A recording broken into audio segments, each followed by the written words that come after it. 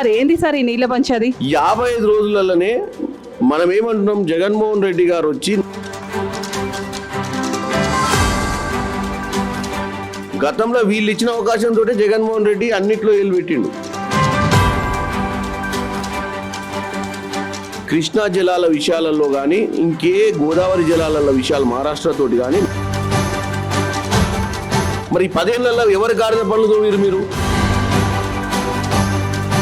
Telangana state పేరుని TS నుంచి టీజీగా ఎందుకు మారుస్తున్నారు ఇంత అర్జెంటుగా? వీళ్ళు వచ్చి మార్చిరు, మేము ఇప్పుడు మారవలేదు.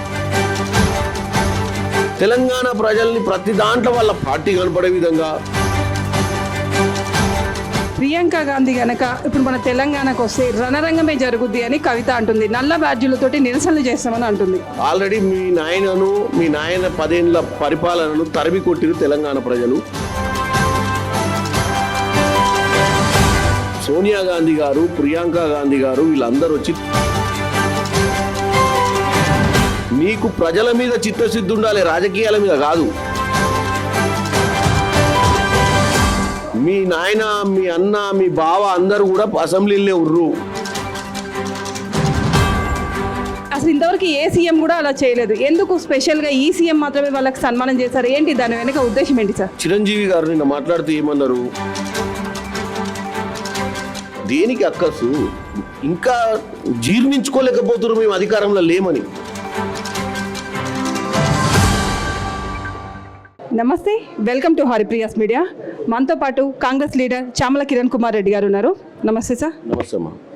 సార్ ఏంది సార్ ఈ నీళ్ళ పంచాది? అంటే వీళ్ళు ఏమంటున్నారు, మీరు చేశారనేమో మీరు చెప్తున్నారు, అంటే టీఆర్ఎస్ పార్టీని. వాళ్ళు ఏం చెప్తున్నారంటే లేదు మీ మామ హయాంలోనే ఇదంతా జరిగింది, మీ మామ టైంలోనే ఇదంతా జరిగిందని హరీష్ రావు అంటున్నారు మన ముఖ్యమంత్రి గారిని. తెలంగాణ ప్రజలకు తెలంగాణ వచ్చిన తర్వాత 10 సంవత్సరాలు అధికారంలో ఎవరున్నారో తెలంగాణ ప్రజలకు మనం కొత్తగా తెలియజేయాల్సిన అవసరం లేదు. తెలంగాణ ప్రజలు 2 సార్లు ఓట్లేసి అధికారంలోకి తీసుకొచ్చినటువంటి పార్టీ అప్పుడున్న టీఆర్ఎస్, ఇప్పుడున్న బీఆర్ఎస్. 10 ఏళ్ల నుంచి ఈ రాష్ట్రం డివైడ్ అయిన తర్వాత మనము వాటర్ ఇష్యూస్ని అన్నిటినీ కూడా మన పంపకాలల్లో అప్పుడే పంచాయతీ ఉండే. పంపకాల పంచాయతీ ఉన్నప్పుడు వీళ్ళ స్వలాభాల కోసము అటు జగన్మోహన్ రెడ్డి గారు ఉంటే జగన్మోహన్ రెడ్డి గారితో మంతనాలు చేసుకున్నారు. వీళ్ళ స్వలాభాల కోసము, వీళ్ళ రాజకీయ అవసరాల కోసము ఆ మెగావాళ్ళతోటి సంప్రదింపులు చేసి మెగావాళ్ళకు బెనిఫిట్ జరిగేటట్టుగా జగన్ రెడ్డితో చేసి వీళ్ళు అసలు విషయం ఏదైతే తెలంగాణ కృష్ణా జలాలల్లో తెలంగాణకు రావాల్సినటువంటి వాటా మీద ఎప్పుడు ప్రజల మధ్యన పంచాయతీ చేసేటోళ్ళు తలుపులు వేసుకొని సెటిల్మెంట్లు చేసుకుంటోళ్ళు బీఆర్ఎస్ వాళ్ళు. ఈరోజు కాంగ్రెస్ పార్టీ అధికారంలోకి వచ్చి 55 రోజులైంది. 55 రోజులలోనే మనం ఏమంటున్నాం, జగన్మోహన్ రెడ్డి గారు వచ్చి నాగార్జున సాగర్ డ్యామ్ మీదకి వచ్చి లెక్కలు తెలుసుకునే ప్రయత్నం చేసిండు. ఇప్పుడు రమ్మని చెప్పి మేము చెప్తామని రేవంత్ రెడ్డి గారు అంటున్నాం. గతంలో వీళ్ళు ఇచ్చిన అవకాశంతో జగన్మోహన్ రెడ్డి అన్నిట్లో ఏలు పెట్టిండు.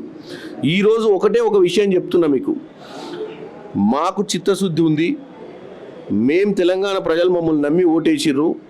కృష్ణా జలాల విషయాలలో కానీ ఇంకే గోదావరి జలాల విషయాలు మహారాష్ట్రతోటి కానీ మేమే వాటిని పరిష్కారం చేస్తాము.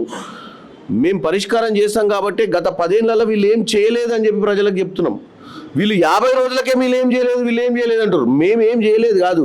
మేము ఏదైతే యునైటెడ్ ఆంధ్రప్రదేశ్ ఉన్నప్పుడు జైపాల్ రెడ్డి గారు కానీ అప్పుడున్నటువంటి ప్రభుత్వాలు కానీ, అప్పుడు ఆంధ్రప్రదేశ్ అనేది ఒక సింగిల్ స్టేట్. ఆ రోజు మనకు నీళ్లు, నిధులు, నియామకాలన్న నినాదంతో ఈ తెలంగాణ తెచ్చుకున్నాం. అంటే మనకు నీళ్ళు అందుతలేవనే కదా. ఆ రోజు ఎవరు అధికారంలో ఉన్నారు అవన్నీ మర్చిపోయి ఇప్పుడు తెలంగాణ ఇచ్చింది కాంగ్రెసే. దేనికి ఇచ్చింది? మనం నీళ్లు, నిధులు, నియామకాల కోసం పోరాటం చేస్తామని. మరి 10 ఏళ్లలో ఎవరి గాడిద పనులతో మీరు మరి ప్రజల సమస్యలు, నీళ్ల పరిష్కారాలు, నిధుల పరిష్కారాలు ఏం చేసిర్రు? ఏం చేయలేదు. సో పిచ్చి మాటలు మాట్లాడకుండా తెలంగాణ ప్రజలు మేము 5 ఏళ్ళు అధికారంలో ఉంటున్నాము, ఇంకో సంవత్సరం తర్వాత వచ్చి మమ్మల్ని ప్రశ్నించమనండి మేమేం చేసినామని. అంతే తప్ప మేము వాళ్ళ 10 ఏళ్ల పాలన మీద మాట్లాడే హక్కు మాకుంది. వాళ్ళకు హక్కు రావాలంటే మాకు సంవత్సరం ఇవ్వాలి అధికారము. మేము అధికారం సంవత్సరంలో ఉన్న తర్వాత మా 6 గ్యారెంటీలు చేస్తామా, నీళ్ళ పంచాయతీలు పరిష్కారం చేస్తామా, ఇంకేం చేస్తామో చూపిస్తాం. ఇప్పుడు తెలంగాణ స్టేట్ పేరుని టీఎస్ నుంచి టీజీగా ఎందుకు మారుస్తున్నారు ఇంత అర్జెంటుగా? వాళ్ళు ఏదో టీఎస్ అని ఎందుకు పెట్టుకున్నారు అప్పుడు అంటే వాళ్ళ పార్టీ ప్రతిదీ వాళ్ళ స్వలాభం కోసం. వాళ్ళు తెలంగాణను తెచ్చిన తర్వాత తెలంగాణ ప్రజల కోరిక మీదకి తెలంగాణ ఇచ్చింది కాంగ్రెస్ పార్టీ అనుకోలే. మేము తెచ్చుకున్న తెలంగాణలో మా పార్టీ పేరే ఉండాలని చెప్పి వీళ్ళంతలో వీళ్ళే టీఆర్ఎస్ టీఎస్ వాళ్ళకి ఇష్టం ఉంది. అసలు తెలంగాణ అనేది టీజీ. మనం మొదట్లో కాంగ్రెస్ పార్టీ ఇచ్చినప్పుడు కూడా టీజీ అనే చెప్పినాం, వీళ్ళు వచ్చి మార్చిరు. మేము ఇప్పుడు మారవలే. తెలంగాణ ఇచ్చిన కాంగ్రెస్ పార్టీ చివరి నిమిషంలో 2014లో టీజీ అని పెట్టాలన్నదే మన ఆలోచన. ఎందుకంటే తెలంగాణ, వీళ్ళ పార్టీ టీఆర్ఎస్ కాబట్టి టీఎస్ అని పెట్టుకురు వాళ్ళు. తెలంగాణ ప్రజల్ని ప్రతి దాంట్లో వాళ్ళ పార్టీ కనపడే విధంగా, వాళ్ళ నాయకుడు కనిపే విధంగా ప్రయత్నం చేసిరు. కాబట్టి మేము తెలంగాణ ప్రజల ఏమంటారు వాళ్ళ మనోబలాన్ని, వాళ్ళకు ఉన్నటువంటి గౌరవాన్ని ఏమంటారు ఆత్మగౌరవం మనం తెచ్చుకుని దేనికి? మన ఆత్మగౌరవం కోసం తెచ్చుకున్నాం. ఏ గడిల పాలన కోసం తెచ్చుకోలే. తెలంగాణ అనేది టీజీ మనం మొదటి నుంచి అనుకున్నాం కాబట్టి టీజీ ఇచ్చినాం. ప్రియాంక గాంధీ గనక ఇప్పుడు మన తెలంగాణకు వస్తే రణరంగమే జరుగుద్ది అని కవిత అంటుంది. నల్ల బ్యాడ్జీలతోటి నిరసనలు చేస్తామని అంటుంది. అమ్మా, నువ్వు నల్ల బ్యాడ్జీలతో నిరసన చేయనవసరం లేదు. నువ్వు నిజామాబాద్ ప్రజల దగ్గరికి పోయి పని చేసుకొని రానున్న ఎన్నికలలో ఓట్లు ఎట్లా తెచ్చుకోవాలో చూడు. ఆల్రెడీ మీ నాయన 10 ఏళ్ళ పరిపాలనను తరిమి కొట్టిరు తెలంగాణ ప్రజలు. ప్రియాంక గాంధీ గారు తుక్కుగూడ సభలో, సోనియా గాంధీ గారు, ప్రియాంక గాంధీ గారు వీళ్ళందరూ వచ్చి తుక్కుగూడ సభలో 6 గ్యారెంటీలు ఇచ్చిపోయిర్రు.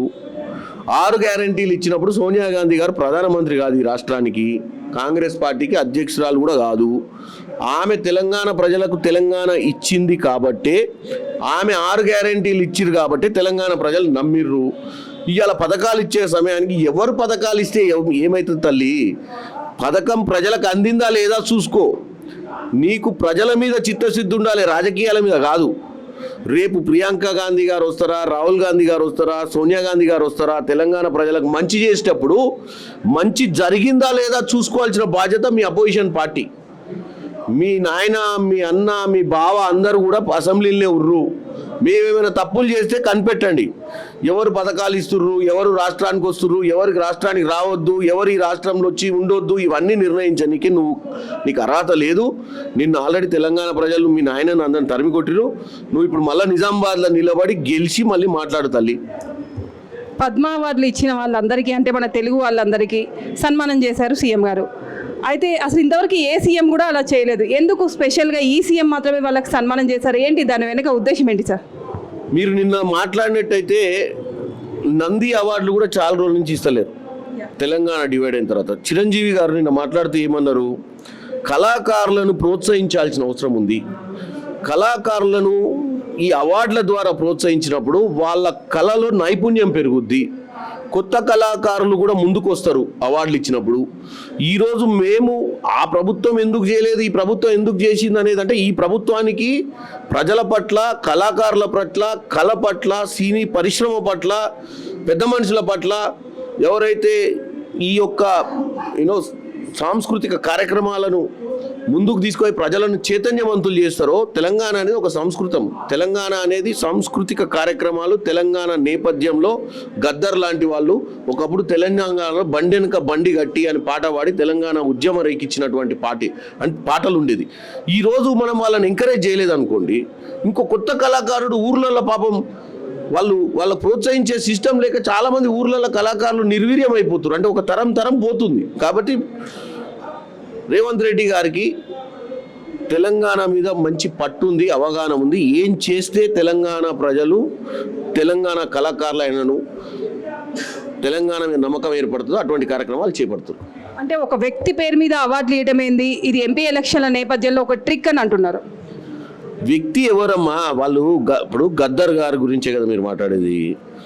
గద్దర్ గారు ఒకప్పుడు తెలంగాణలో దొరల పరిపాలన, ప్రజలు ఎటు తోచని పరిస్థితులు ఉన్నప్పుడు ఒక్క పాటతోటి తెలంగాణ అందరిని ఒక తాటి మీదకి తీసుకొచ్చినటువంటి వ్యక్తి గద్దర్. గద్దర్ గారి పేరు మీద వాళ్ళ బాధ ఏంది? గద్దర్ అనే వ్యక్తిని గేటు దగ్గరకు వస్తే వాళ్ళ నాయన లోపల ఉండి కూడా లోపలికి పిలిపించుకొని మాట్లాడలేనటువంటి సంస్కృతి గల్లోడు మీ కవిత వాళ్ళ నాయన కేసీఆర్ కానీ వాళ్ళ కుటుంబం కానీ.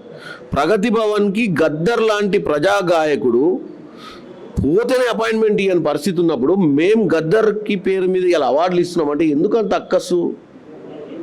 దేనికి అక్కసు? ఇంకా జీర్ణించుకోలేకపోతున్నారు మేము అధికారంలో లేమని. తెలంగాణ ప్రజలు మిమ్మల్ని ఇంటికి పంపించిరన్న విషయాన్ని ఇంకా 60 రోజులు అవుతున్నా కానీ ఇంకా జీర్ణించుకోకపోవడాన్ని నేనైతే అసలు అర్థం 60 రోజులు అయింది ఇప్పటికీ. అంటే నవంబర్ 3వ తారీఖు రిజల్ట్ అయిపోయింది. డిసెంబర్ 3వ తారీఖు. డిసెంబర్ 3 అంటే ఇప్పుడు జనవరి 3, ఫిబ్రవరి 4, 5 అంటే 60 రోజులు దాటింది.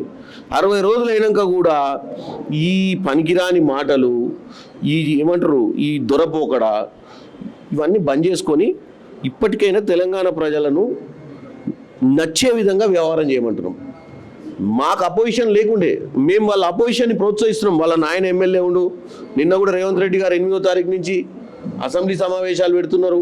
ఏదైనా నీకు అంత నిజంగానే ప్రజల గురించి నీకు అంత చిత్తశుద్ధి ఉంటే, మా 60 రోజుల పరిపాలన మీద నీకేమైనా వ్యతిరేకత అనిపిస్తే నువ్వు రేపు 8వ తారీఖు అసెంబ్లీలో వచ్చి మీ నాయన మహానాయకుడు, గొప్ప వాక్చాతుర్యం ఉన్నవాడు, గొప్ప అవగాహన ఉన్నవాడు, మరి 8వ తారీఖు నుంచి అసెంబ్లీలో వచ్చి మరి రేవంత్ రెడ్డి గారిని మా మంత్రుల్ని నిలదీయండి.